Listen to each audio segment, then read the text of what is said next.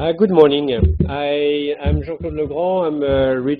I'm senior regional advisor for UNICEF in child protection, working for many years with UNICEF in many kind of situations, including, unfortunately, many armed conflicts.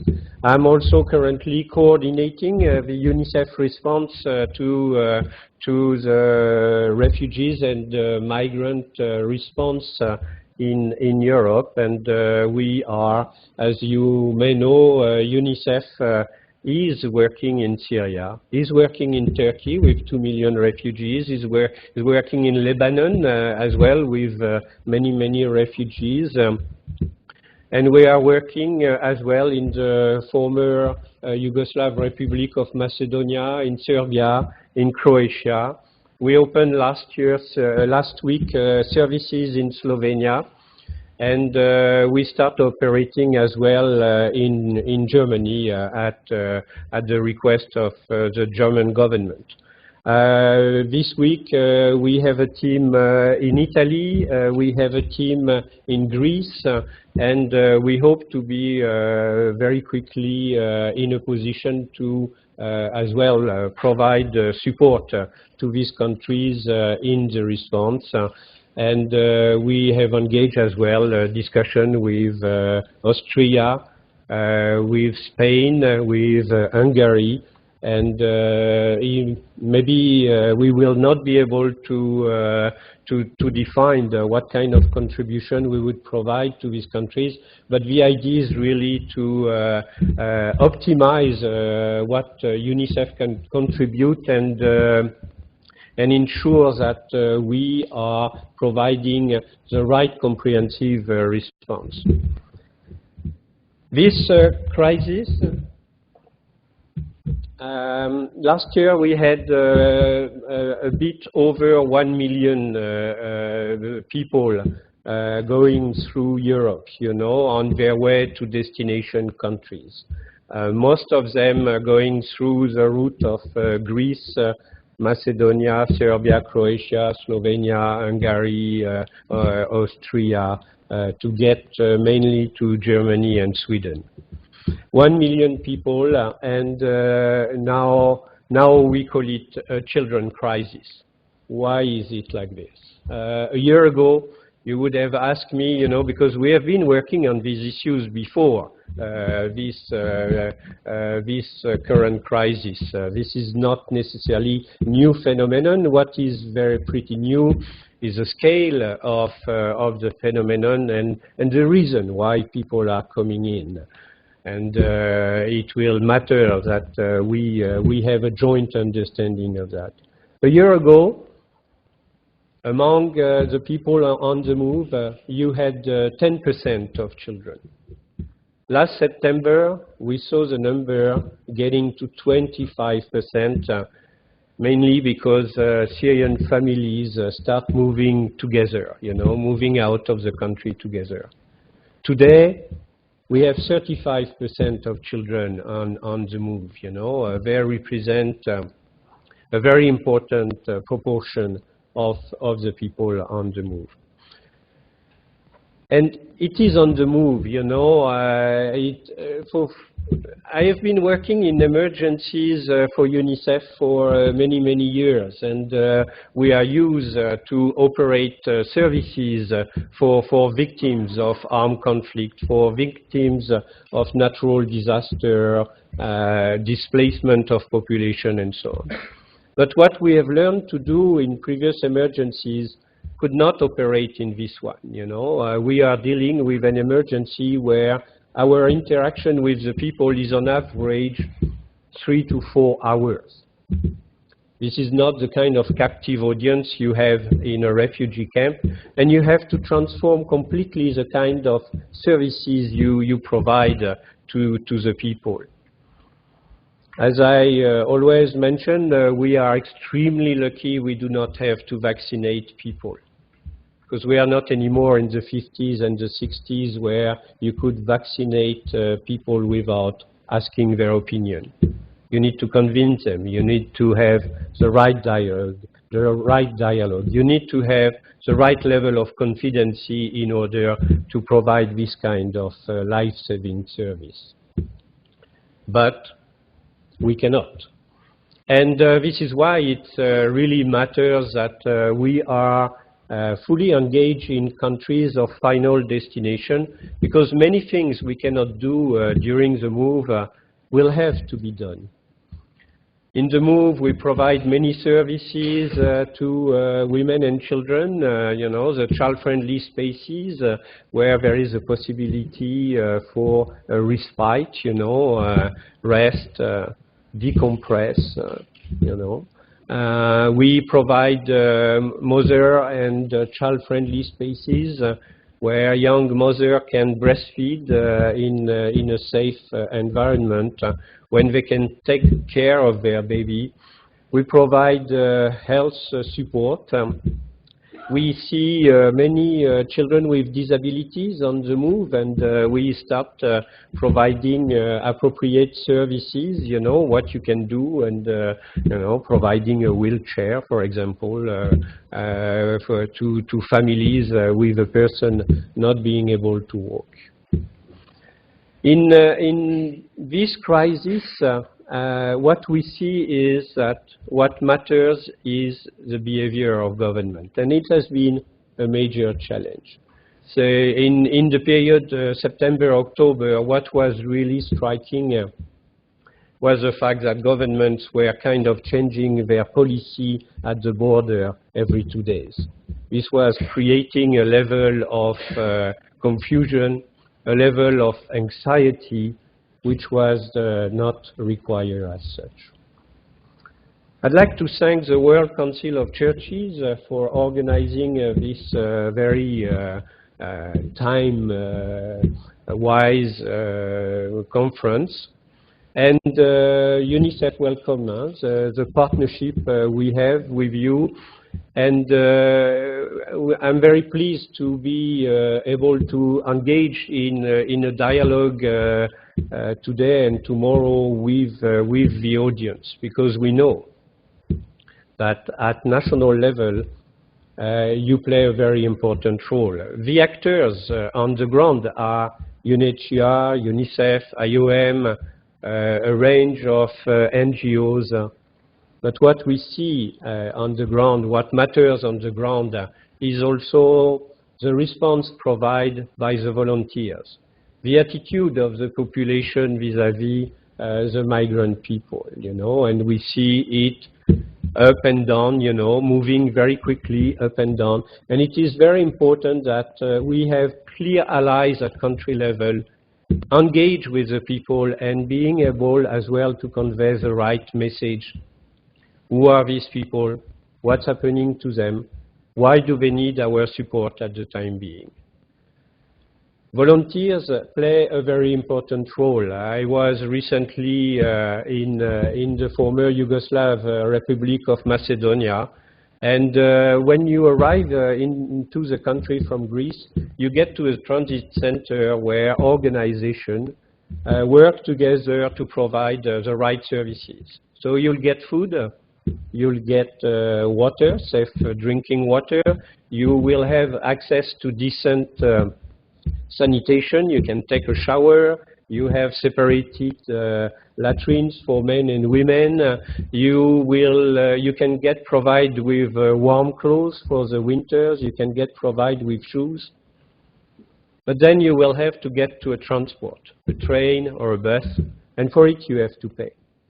And I was very pleased and very moved to see in Macedonia a volunteer giving the 25 euros to a migrant because to board on that train you need to pay 25 euros, and many of them at some stage get stuck on the way. And we know that the ones who get stuck on the way are the ones who get the most vulnerable. They are the victims of, they are the prey of traffickers. They are invited to join the criminal gangs.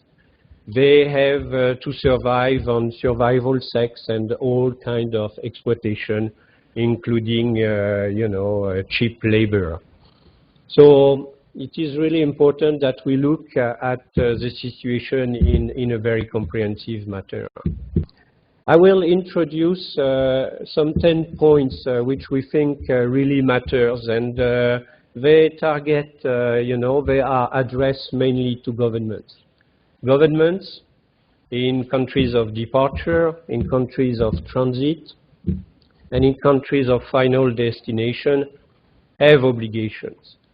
They have the obligation to protect the right of all children in all places, and it is in order to enforce this that we would like to raise this 10 point. Let me show you just one or two pictures, and this one in particular, because it will help me get to the very first recommendation we would like to make. We are talking here about people where the majority of them have a right to claim international protection. And we would like to see a change in the situation, because you cannot risk your life just to claim your rights for international protection. There is something wrong. You don't need to be humiliated. You don't need to be traumatized on your way, the way it is happening too often in this crisis. So there is an issue. I'm a European. I feel like a European. And I feel a European because I believe in some values. Democracies, human rights, dignity of the people. And I think this is what really matters. We are not here solely to provide services to people on the move. We are here to ensure that we provide them with the sense of dignity and to make them believe that they made the right choice when they decide to come to Europe. It's not only because of our economic wealth. It is because we defend human rights values, and we need to ensure that when arriving, these people do not believe that we have different kind of values as such. Let's go to a video which I think reflects very well this.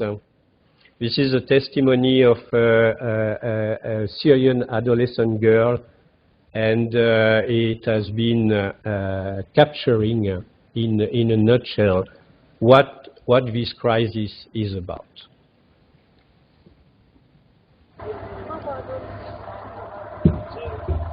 جاي لاجئة سورية نطلع ألمانيا مشان نخلص من عذابنا نحن، نخلص من ألمنا، نخلص من الظلم، من الذل اللي كنا عايشينه. حاج بقى بكفي ألم.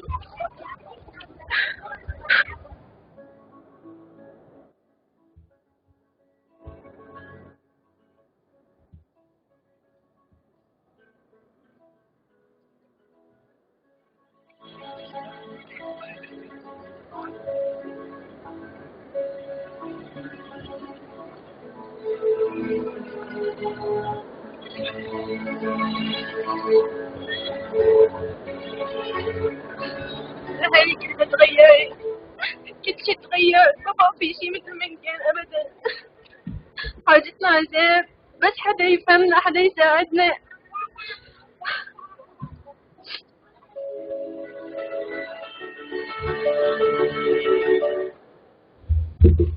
Thank you. Let's go back to the PowerPoint, if you don't mind, and let me introduce the 10 points. The very first one, as I mentioned, is the fact that we need to ensure that people do not have to risk their life, lose their life, just to claim their right for international protection. We need safe routes for refugee and migrants people. I was 2 days ago in Palermo interacting with the people working for the European Union, and doing the rescue at sea, you know. So a lot of efforts is being done, but still something is wrong.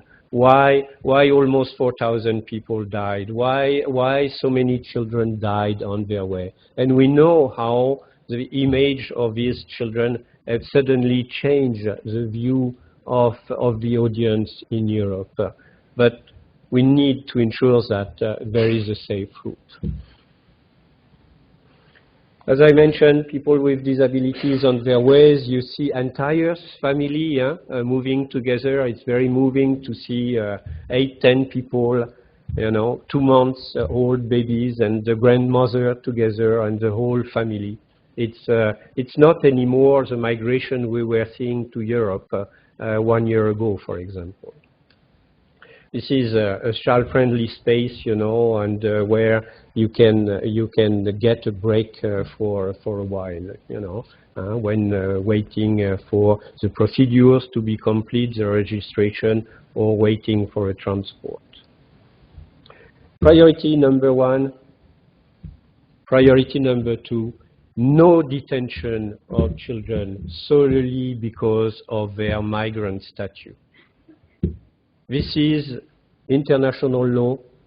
It is not fully respected, and in all countries we have too many children placed in detention just because they are migrant children. You should not be at risk of being arrested just because you want to claim your right to claim asylum as such. In many countries, you know, migrants and refugees are provided with a laissez-passer for few hours only, as if they were in control of the whole move themselves. They would like it to go as fast as possible because they want to get to Germany or Sweden, you know, or any other European countries. And, you know, there is no reason why they should be put in detention. Claiming international protection, you know, this is a right. You have the right to claim a refugee status. Then it will be granted to you or not granted to you. It's something else, you know. There is international law, there is application of national law, but claiming your right must be granted for everybody. This is in relation to the current debate at the time being to allow people from 3 nationalities to go through the borders, you know. But you can be Iranian, you can be Cameroonian, and be victims of persecution in your country, you know. And you have a right to be given due consideration to your individual case, you know. It's not your nationality which should determine your right to claim asylum and go through, but due individual consideration should be given to everyone. And even if there has been many challenges, you know, in September, October, we were talking about an average of 7,000 to 10,000 people a day going through the borders, you know, which was representing a major constraint for government as such. But in the meantime, there is no reason to give up on international law and international right due to that, you know, and suddenly allow some to pass and others not to be given due consideration. Child protection standards in centers, you know. First of all, we have to remember that any emergency should not be an excuse for providing institutional response and institutional care. What matters is the capacity to provide community-based care, to provide the right kind of response to the people in dignity, you know. Just to mention an example, we work in Serbia, and we work before this crisis in Serbia. We are supporting the government to build up child protection system, health system, education system, and we are interacting with our partners. And we have the case of one young girl. She is Iranian. The family has been stopped in Greece at the border in between Macedonia and Greece, and the girl is in Serbia. And we have been very, very, very happy to see that she could be placed in a foster family pending the arrival of her family. It really matters, you know. You can imagine the whole trauma, leaving your country, leaving your culture, leaving your friends, then being separated from the parents, and then ending up in an institution in the country, you know. And of course, looking at the audience here, who is best placed to have the right connection with communities and the resource available in the communities when it's not the church? Yes.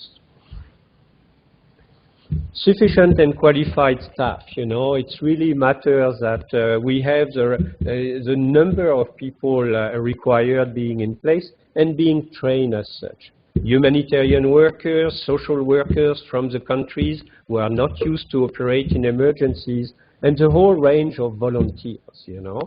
It really matters that we do the right thing in the right way. Communicating with children, being sensitive to cultural diversity, to religious differences really matters. It has to be part of our response. Family reunification. On average, every day along the route, you have 100 children being separated from their family during border crossing or boarding transport, police operations, crowd control, and so on and so forth. It has been really important to bring into these countries the experience of organizations like UNICEF, UNHCR, the Red Cross, the International Red Cross, the Save the Children, you know, all the partners who have the experience and providing prompt and quick family reunification. Most of them, we have 99% success within 3 days, and most of the time, most of these family reunification happen within the day. It really matters because before the protocols in this country call for DNA testing, you know, a set of evidence people on the move would not provide in terms of paper. And it has been critical that there was a concerted effort to ensure that we maintain family unity all around the route as such. Child-sensitive interviews and age determination, you know, again, as I mentioned, movement matters, you know, the rapidity, and governments as well on the transit route want things to go fast. They want the people to be able to get to the next country in order to be able to handle a reasonable number of people. But still, you need to ensure that you do it the right way as such.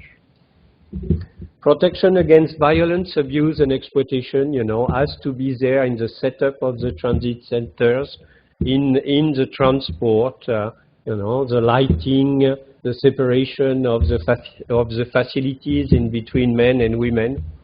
But we know also that many things happen on the route, and very often we are with limited capacity to identify victims and provide them with the right support, because they need to move. They want to maintain as a priority to get to the country of final destination. So it is critical that we don't forget about their needs and ensure that these services are available in countries of destination. And even Germany, a big country with many resources, is not equipped today to provide all that support and needs to be supported as such. Enhancing child protection system, you know, it is really important that we do not conduct separated operation. This we know to do. We have done it for many years.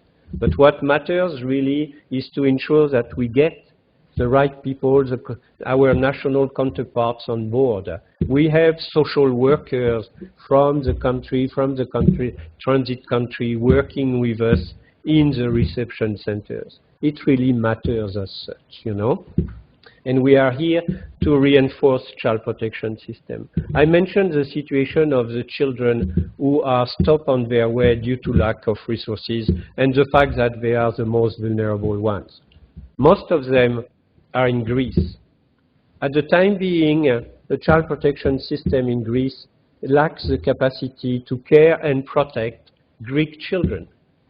So it is very difficult to ask that system to take care, in addition, of these migrant and refugee children.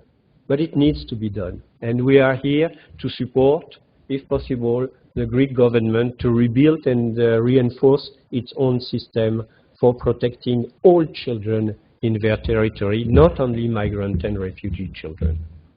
And durable solutions, you know, and best interest determination.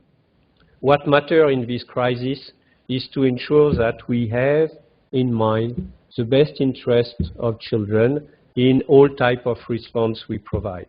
Unaccompanied and separated children, most of them are adolescents, you know, many of them coming from Afghanistan. According to the book, we should place them in an accommodation center, you know, in a protection center, and ensure that proper procedures are put into place. This would mean for them getting stuck in a place for 1 year, most probably being put in a center without the right capacity to care and protect for them. And this is why, in many cases, our work has been to ensure that they could continue their move, because this is what is in their best interest for the time being. Thank you very much, and I stop here.